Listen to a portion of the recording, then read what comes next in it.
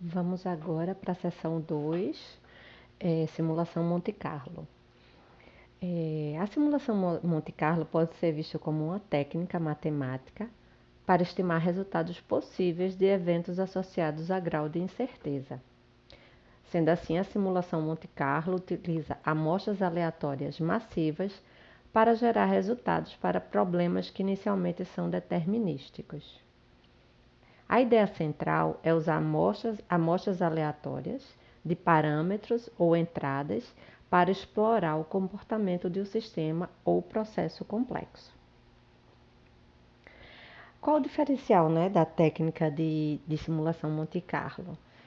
Ao se realizar análises baseadas em dados históricos e variáveis bem conhecidas, a utilização de técnicas estatísticas como regressão linear é satisfatória.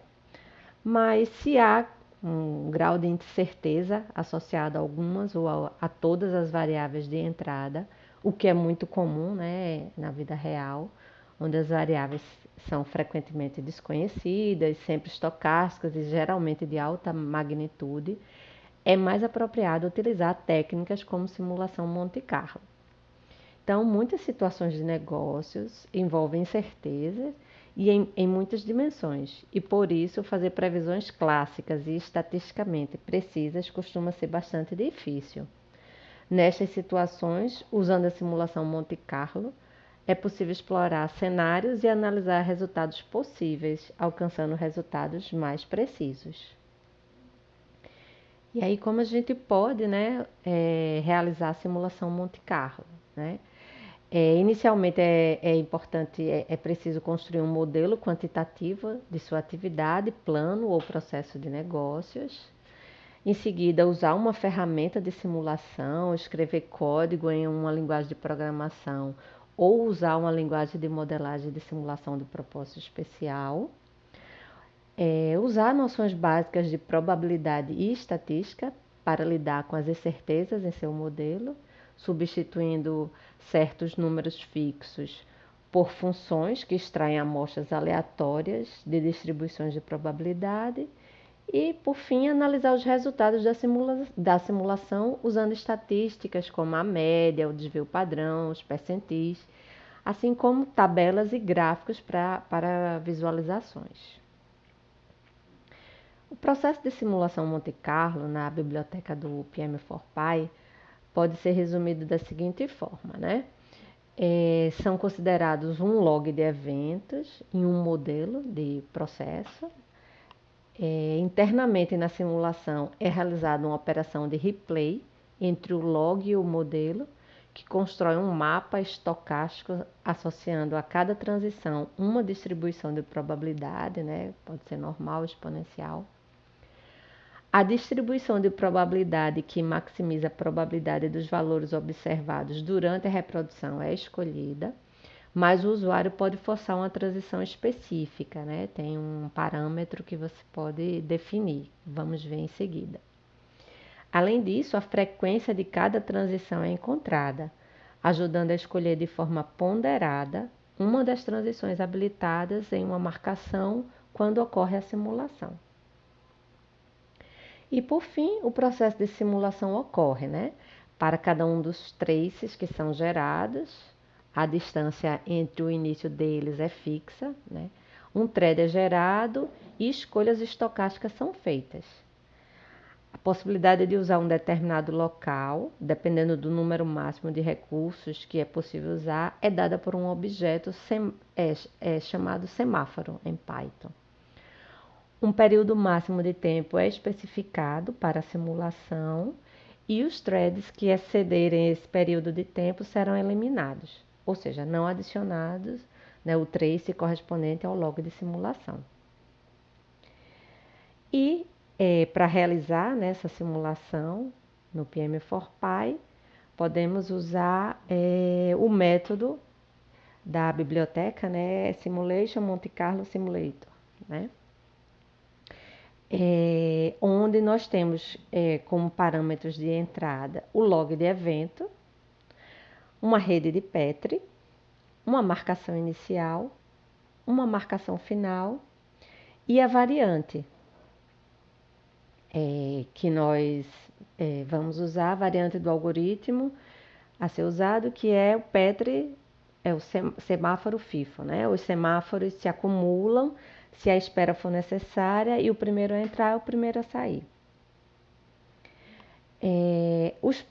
Essa classe, né, Petri, semáforo, FIFO, ela tem parâmetros, né, que nós podemos manipular para adequar a simulação aos nossos objetivos, né? E esses parâmetros são os seguintes. Pode ser definido o número de simulações, né, que serão realizadas, onde no fim o objetivo é ter essa quantidade de número de traces, mas não necessariamente isso vai ocorrer, né, dependendo lá de um outro parâmetro, né, que é o tempo de espera, né, do processamento do trace, que a gente vai ver outro parâmetro em seguida. E se não for definido o número de simulações, o default é 100, né? O outro parâmetro que a gente pode definir é a taxa de chegada, né, de casos, que é a quantidade de tempo que passa, né, em média ou mediana, entre a chegada de 2 casos consecutivos. Se nenhum for colocado, né, ele será inferido do log de eventos. Outro parâmetro, né, é um mapa de recursos, né, por lugares, né, que é um mapa contendo para cada lugar da rede de Petri a quantidade máxima de tokens. O default é nenhum, né, ou seja, cada lugar tem um número default de recursos, que tem um outro parâmetro para isso, né, que é o seguinte aqui, que é a quantidade de recursos por lugar, né, default. Se o mapa de recursos por local não for especificado, use o número máximo especificado de recursos por local, que o default é 1. E aqui é o tempo máximo de execução por thread, né, que o default é 60 segundos. Então, como eu falei, né, se o thread ele passar desse tempo, ele é desconsiderado e o trace não é adicionado ao log simulado. Existe também um parâmetro, uma escala, né? É um fator de escala, que é uma proporção entre a escala de tempo real e o tempo da simulação. Uma proporção mais baixa significa que a simulação é mais lenta, mas em geral mais precisa. E o default em segundos, né? Equivale a 10 dias, que significa que 10 dias, né, do log real corresponde a 1 segundo na simulação. O próximo parâmetro, né, ele permite a impressão dos diagnósticos da simulação através do uso da classe login do Python. O default também é ele apresentar. Temos o atributo do log que deve ser usado como atividade e o que deve ser usado como timestamp. Podemos também, né, tem a definição da variante do token replay, né? A variante clássica não consegue lidar com transições duplicadas e a backwards é mais lento, mas consegue lidar com transições invisíveis. Temos o parâmetro para forçar uma distribuição estocástica particular, né? O default é nenhuma.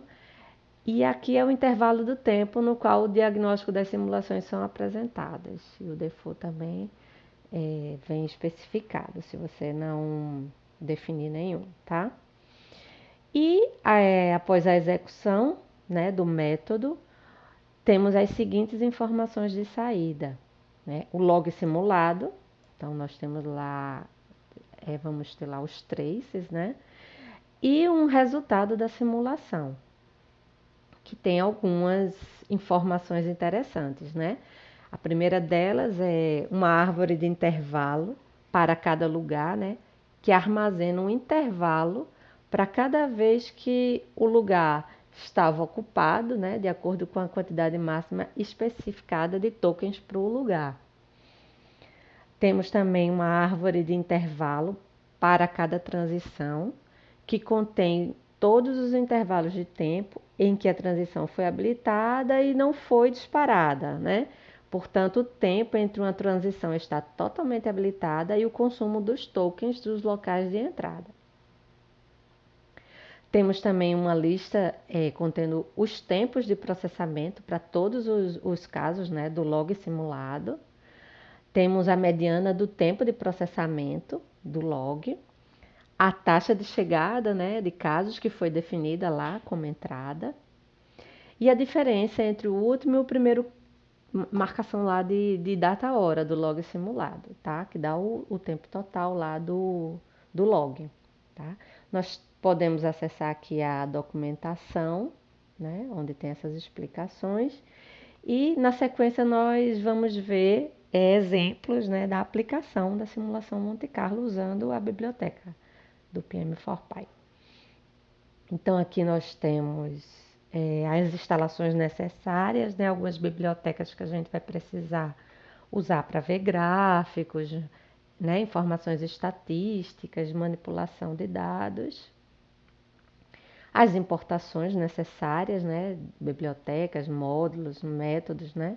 Aqui nós temos a simulação Monte Carlo, né, e outras que nós vamos precisar também para ver aqui os exemplos rodando, tá?